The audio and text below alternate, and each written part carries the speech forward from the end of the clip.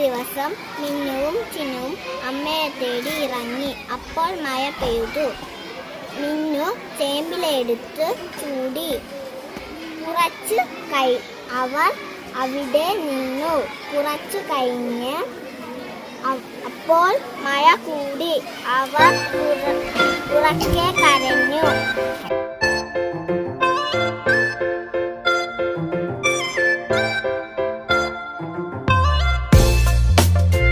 നമ്മുടെ സ്കൂളിൻ്റെ തന്നെ അഭിമാനകരമായ ഒരു പ്രവർത്തനമാണ് ഇന്നിപ്പോൾ ഇവിടെ നടന്നത്.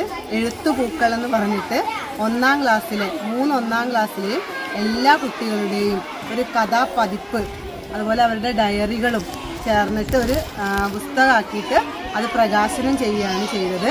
അതായത് നമ്മുടെ രചനോത്സവമാണ്. രചനോത്സവം ആഴ്ചയിൽ നമ്മൾ കഥകൾ കൊടുക്കും, ചിത്രങ്ങൾ കൊടുക്കും. അത് കഥയായിട്ട് എഴുതി വരാൻ പറയും.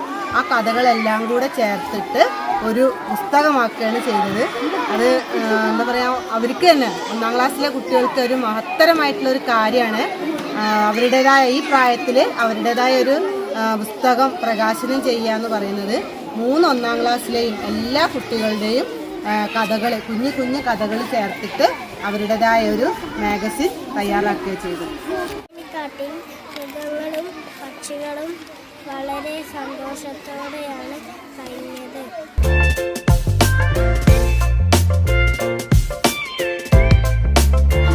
പാവം കുഞ്ഞു കിളി. ഒരു മരം, വലിയ മരം. മരം നിറയെ പഴങ്ങൾ. ആ മരത്തിലാണ് മഞ്ഞക്കിളിയും കുഞ്ഞുങ്ങളും താമസിച്ചിരുന്നത്. ഒരു ദിവസം വേഗം വന്ന് പഴം ചോദിച്ചു. മരം കൊടുത്തില്ല.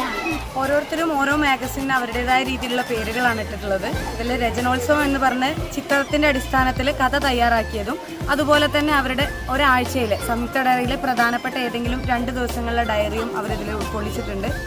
15 പേജുകളോളം വരുന്ന പതിപ്പ് വരെ നമ്മൾ ഇപ്രാവശ്യം പ്രകാശനം ചെയ്തതിൽ ഉൾപ്പെട്ടിട്ടുണ്ട്. ഏറ്റവും വലിയ അഭിമാനം എന്ന് പറയുന്നത് ഈ പതിപ്പിന്റെ പ്രകാശന വേളയിൽ അവരിലെ പലരും അത് വായിക്കുക തന്നെ ഉണ്ടായി എന്നുള്ളത് തന്നെയാണ്. 1-ാം ക്ലാസ്സിൽ പഠിക്കുന്ന ഒരു 6 or 7 വയസ്സുള്ള കുട്ടി സ്വന്തമായി എഴുതി തയ്യാറാക്കിയത് ഒരു സദസ്സിന് മുന്നിൽ അവതരിപ്പിക്കുക എന്ന് പറയുന്നത് വളരെ ചെറിയൊരു കാര്യമായി എനിക്ക് തോന്നുന്നില്ല. പോലെ തന്നെ രക്ഷിതാക്കൾക്കും ഒരു വലിയ പങ്ക് തന്നെയുണ്ട്. അതുപോലെ തന്നെ ഞങ്ങൾ അധ്യാപകർക്ക് കുട്ടികൾ ഇങ്ങനെ സ്വന്തമായി ചെയ്യുന്നതിൽ ഒരുപാട് സന്തോഷമുണ്ട്.